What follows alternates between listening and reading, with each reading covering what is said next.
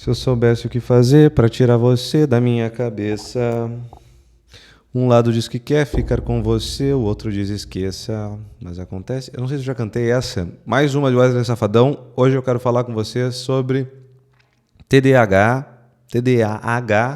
estresse e atenção. Ok? Eu quero começar com a ideia de que o que acontece. Vamos lá. Uma frase que eu acho que eu cunhei ou eu tirei de algum lugar, mas ela é muito boa. Que, olha aqui, vocês estão vendo aqui, mal pintado, né? Estão vendo? Pintei aqui o negócio, mas ficou mal pintado aqui, caguei a outra parede. Pessoal, eu digo que falta de atenção aqui, né? As ideias se alimentam de atenção. Presta atenção nisso. Se tu quer que uma ideia saia da tua cabeça, tu precisa parar de prestar atenção nela. Se tu quer que uma ideia ganhe força na tua cabeça, tu precisa prestar atenção nela. Ok? Vamos tentar falar disso no vídeo de hoje. As ideias se alimentam de atenção. Vamos lá, olha só. Nada mais tolo do que quando a gente está tentando não pensar em alguma coisa, a gente faz um esforço para não pensar. Por exemplo, se tu tem uma dívida e essa dívida está rolando e tu não quer pensar nela, e eu não posso pensar nela, não posso pensar nessa dívida, não posso pensar nesse problema, é a mesma coisa que eu te falar. Não pense num elefante rosa. Nesse momento já está pensando num elefante rosa. Isso aqui, sei lá, PNL, Programação Neurolinguística, fala disso, né? O não funciona. Precisa ser uma afirmativa, precisa ser uma condução para outro lugar. No budismo, por exemplo, da onde vai derivar toda a questão de terceira onda da cognitivo comportamental, sobretudo, que são as contextuais, etc., que vai tratar de mindfulness. Já deve ter ouvido isso, né? Atenção plena. Mindfulness é simplesmente eu direcionar minha atenção para um determinado lugar. Se eu estou com uma ideia obsessiva na minha cabeça que não sai, basta eu direcionar a minha atenção para um outro lugar. Pensa que a atenção ela é como uma lanterna na minha consciência. Eu direciono a lanterna para um determinado lugar. Eu dizer, não foque lá, eu preciso... Por exemplo, se eu aponto para ti, não foca a lanterna lá. Eu preciso focar a lanterna lá para tu saber onde não é para focar. Só que tu vai ficar olhando para aquilo para tu não perder. Então, dizer não foca nisso é a mesma coisa que dizer foque nisso. Então, tu direciona a lanterna para onde... Eu não quero pensar em determinada coisa, então eu preciso pensar numa afirmativa. Vou pensar em prestar atenção na minha respiração. Pronto, e beleza. Acabamos de encerrar o mindfulness. É isso. Eu vou prestar atenção na minha respiração, que é uma coisa estável, que é uma coisa constante, que é uma coisa que foca no agora, que é uma coisa que eu não preciso ir na minha mente e na minha memória buscar alguma coisa, mas é simplesmente algo que está acontecendo agora de forma constante. Todos os exercícios de mindfulness, eles vão focar nisso, em eu olhar para as coisas que eu recebo nesse momento, eu não preciso emitir novas ideias e prestar atenção nelas. Estou com ansiedade. Parede branca. Interruptor branco. Porta branca. Eu começo a prestar atenção nas coisas ao meu redor, direcionando a minha atenção. Ok? O que é isso aqui? É nada mais, nada menos do que eu focar em alguma coisa. Eu procurar sustentar, eu conseguir controlar a minha vigilância, que é a minha capacidade de prestar atenção, de prestar atenção em várias coisas, e de tenacidade, a minha capacidade de manter a minha atenção numa coisa. As ideias se alimentam de atenção. Toda vez que tu dá atenção, ela cresce, ela aumenta de tamanho. Portanto, se eu não quero se eu não quero alimentar aquela ideia, eu preciso direcionar minha atenção para outra coisa. Então, eu preciso alimentar uma outra ideia. Legal? Vê, um monte de coisa que a gente faz é assim. Quando a gente quer nos enganar, por exemplo, eu estou tentando me enganar. Às vezes tu faz isso inconscientemente. Eu, ao invés de alimentar essa ideia aqui, eu alimento outra por compensação. Né? Um TOC, um transtorno obsessivo compulsivo, vai estar em torno disso. Né? Ok. Diego, eu tenho muito problema em focar, né? Em ter atenção. Claro, por quê? E claro, por que isso traz um grande problema, né? Esse lance da atenção. Problemas com a atenção e que vão aparecer diagnósticos de TDAH. Daqui a pouco a gente fala sobre isso. Por quê? Porque a atenção ela é a base da memória. Como assim? Eu inclusive já falei, acho que aqui no Como Criar Relações de Verdade, né? Para eu poder jogar para a memória uma determinada coisa, uma determinada circunstância, uma determinada imagem, um determinado fantasma, usando uma linguagem clássica, eu preciso dedicar atenção para aquilo. Pensa assim, a atenção é como se ela criasse um sulco no chão da minha memória e ali ele crava. Quanto mais a atenção, mais ele abre um buraco mais fundo e eu posso fincar raízes daquela memória. Uma coisa que envolve nossas emoções, por exemplo, acaba atraindo bastante a nossa atenção. E aí lá no vídeo de como criar relações verdadeiras, eu falo sobre, né, essa questão da atenção e de relações. Então, a atenção ela é responsável. E olha que loucura, nós estamos numa geração em que o marketing vai dizer que briga-se pela atenção, é a grande briga, a grande concorrência pela atenção das pessoas. Ou seja, a atenção das pessoas estão muito dispersas. É bom, né? Por exemplo, nós estamos aqui há 6 minutos conversando. Se tu está aqui até agora, parabéns, tu é um vencedor. A média de pessoas que assistem vídeos é de 4 a 5 minutos. Tu já está acima da média, tu já está conseguindo reter a tua atenção por 6 minutos na mesma coisa. Ainda que eu faça um tipo de conteúdo, que eu sei que é o que mais agrada, onde eu disperso bastante entre vários assuntos, ao invés de manter uma linearidade, porque aí fica chato e não entretém.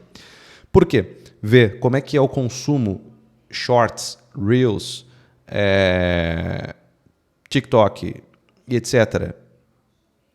Briga pela nossa atenção o tempo todo. A nossa atenção ela está constantemente vigil, né? A gente fica ali meio que o tempo todo, como se fosse um animal à caça. E aquilo estimula o nosso sistema de recompensa. E a gente fica isso, né? Fica estimulado, muito estimulado. A vigilância está sempre assim, né? Porque a gente fica alternando a nossa atenção para coisas muito diferentes, muito rápido. Desde uma bunda até um how to do it, até, sei lá, N coisas ali. E assim vai. Mas até na cidade sai prejudicada. Então é como se a gente fizesse poucos sulcos profundos na nossa memória e tudo que fica lá no primeiro vento é levado embora. Imagina isso, né? Como um grande terreno e eu quero que aquilo crave. Portanto, eu preciso ter uma certa tenacidade. Por que estudar, por exemplo, é nada mais, nada menos do que repetir de novo, por vários modos, o mesmo assunto? Estudar, é isso. Eu quero lembrar de uma coisa, eu preciso de repetição. É muito simples, né? Eu estou estudando determinado assunto. Tu precisa repetir aquele estudo de novo, de novo, de novo. Quanto mais tu repetir, mais fundo aquilo vai ficar. Claro, quanto mais tenaz, quanto mais tu reter a tua atenção em cima daquilo, isso a gente pode falar sobre como estudar. Eu já falei, né, como estudar de verdade, mas era sobre procura de assuntos, né? O que estudar? Era mais essa pergunta. Mas como aprender uma determinada coisa ou decorar, decordes, né? Guardar no coração, é repetição. Repete aquilo, tu manteve tanto tempo a tua atenção naquilo que tu vai lembrar. Assim que faz. Ok. Só que olha que legal, né? Ao mesmo tempo a gente consegue fazer uma conexão da atenção com o estresse. Uma pessoa muito relaxada, ela tem uma atenção dispersa. Tem um gráfico de 1908, que ele é muito controverso na neurociência, chamado gráfico de Yerkes e Dodson. É um gráfico que é em U invertido, que ele vai dizer que a gente tem uma performance ideal cognitiva de atenção no meio, quando tem um estresse ótimo. Parece que é assim que funciona, né? Que a gente tem... Alguém estava me ligando, eu acho. Parece que é realmente assim mesmo, né? Que a gente precisa de um certo estresse ótimo, porque se a gente está muito relaxado, a nossa atenção se dispersa, entre outras coisas, né? Observa, uma mãe que está cuidando de um filho doente, ela está implicada naquela situação. Se ela está muito estressada, ela não consegue prestar, mas se ela se importa, né? O ato de se importar com alguma coisa me estressa, né? Porque existe uma ameaça daquele bem ser destruído. Então me importa, eu me estresso razoavelmente para conseguir me engajar, para me implicar naquele objeto. E aí eu consigo dedicar a minha atenção, né? Por que a gente fica tão brabo com um médico que não presta atenção na gente? Porque ele não está implicado conosco, né? Ele não está com o coração dele inclinado para nós, ele não se estressa, ele não tem compaixão com o nosso sofrimento. Compaixão é estressar-se junto, né? Paixão, patos, sofrer, ele não sofre junto conosco. Então, essa curva de estresse não sobe num tamanho ótimo, porque também, pensa, se ele se estressar muito, se ele se compadecer muito, se ele estiver sofrendo tal qual nós, ele também não consegue nos ajudar. Mas ele está implicado o suficiente. Parece que é assim mesmo, né? Isso aqui é uma dica. Talvez tu não consiga prestar atenção naquela coisa porque aquilo não te estressa o suficiente. Todos os coaches, querendo ou não, quando está falando de motivação e etc., está falando, criando uma narrativa de que te incomode o suficiente determinada coisa para que tu possa dedicar atenção e melhorar de vida. Eu te ofereço uma narrativa. Nossa, até então eu estava relaxado, mas eu percebi que eu sou um verme se eu continuar nessa situação. Meu nível de estresse subiu. Por quê? Porque eu não quero me tornar aquilo lá. E aí o estresse, isso é legal. O estresse ele tem uma função de quê? De regular neurotransmissores. Como assim? Pensa comigo. Uma criança, isso acontece muito, né? Uma criança que provavelmente tenha TDAH, tá? Em casa, ela é o Satanás encarnado. Não presta atenção em nada, super hiperativa e etc. Na frente do médico, ela é uma santinha, um anjinho. Porque a presença do jaleco, a presença do médico, leva a criança a um determinado nível de estresse que pode estabilizar esse nível de humor dela, esse nível de atenção, etc. O estresse tem essa função. Ele vai adequar os nossos neurotransmissores ali. Isso serve para ti. Talvez uma forma de tu adequar os teus neurotransmissores para te engajar numa atividade é porque aquela atividade ela não te estressa o suficiente ou ela te estressa demais. Terapia ajuda por quê? Porque por trás disso, por trás desse estresse existe uma narrativa, né? Uma crença que vai implicar em pensamentos e esses pensamentos implicam nas nossas ações e, portanto, implica no nosso estresse. Pode ser que esteja estressando demais e eu não consigo me engajar, eu travo, eu não penso direito. Pode ser que esteja me estressando de menos e deveria me estressar mais, né? Por exemplo, um homem adulto. Hoje, o que a gente vê? Geração canguru. Homens e mulheres com uma idade entrando na sua terceira década, de repente, que moram com os pais. Essas pessoas não sofrem por não terem a sua autonomia como adulto. Tu entregar essa narrativa para eles e mostrar como é bom e o quanto que eles estão longe, a ausência, a tristeza que é não ter essa autonomia, pode fazer essa pessoa se mover. Coaches vão fazer isso, ou às vezes dentro de uma terapia, claro, dentro de uma reestruturação cognitiva, de repente. Isso é importante. O estresse, então, ele tem essa função. Falamos aqui sobre a atenção, sobre focar a atenção em determinadas coisas, mas o estresse também ajuda. Eu falei sobre TDAH, não vai dar tempo de adentrar muito nesse vídeo de hoje, no outro eu entro, né? A gente vê um super diagnóstico, né? Uma extrapolação do diagnóstico de TDAH. É tudo palhaçada, Diego? Não. É tudo verdade? Não. TDAH é igual a preguiça? É igual a desatenção? É igual a malícia? Também não. É complicado. O TDAH, realmente, ele é muito ambiental, ele é muito genético. São milhares de genes envolvidos no TDAH. E o ambiente, ele pode silenciar ou manifestar alguns genes do TDAH. E pode manifestar alguns sintomas mais ou menos. Os diagnósticos, eles servem não como um rótulo. Esse é o problema hoje. Ele é usado como um rótulo. Pessoas até batem no peito por serem TDAH e vai ter perfis.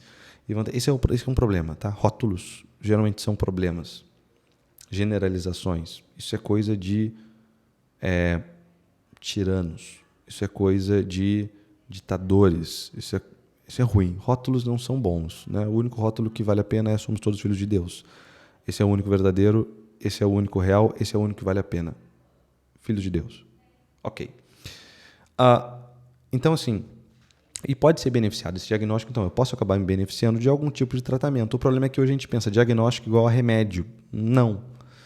É como eu falei, eu posso fazer uma psicoterapia com a pessoa para levar ela numa psicoeducação onde ela consegue manter um nível de estresse de maior funcionalidade. Ou às vezes até inclusive eu posso ter sintomas de TDAH que na verdade é hipotireoidismo. Pode ser, né? É muito mais complicado, né, a questão aqui. Então, vejam, o que eu quero falar para vocês hoje? Ideia esse alimento de atenção. A gente precisa, então, adequar a nossa atenção para determinadas coisas, quando não pensar alguma coisa, pensa em focar a atenção em alguma outra coisa.